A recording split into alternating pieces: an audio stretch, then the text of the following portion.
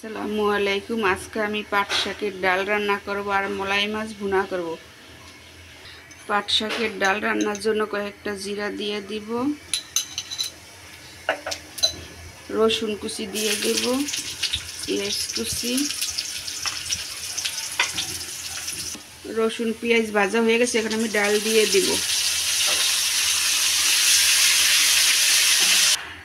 এখন আমি লবণ দেব, হলুদ, তেজপাতা। মলাই মাছ রান্নার জন্য কড়াইতে তেল পেঁয়াজ দিয়েছি। এখন সব মশলা একসাথে দিয়ে দেব। মশলা কষানো হয়েছে, এখন আমি মাছ, টমেটো, কাঁচামরিচ দিয়ে দেব। এখন আমি ডালের ভিতরে পাট শাক দিব। এখন আমি ধনেপাতা দিয়ে দেব।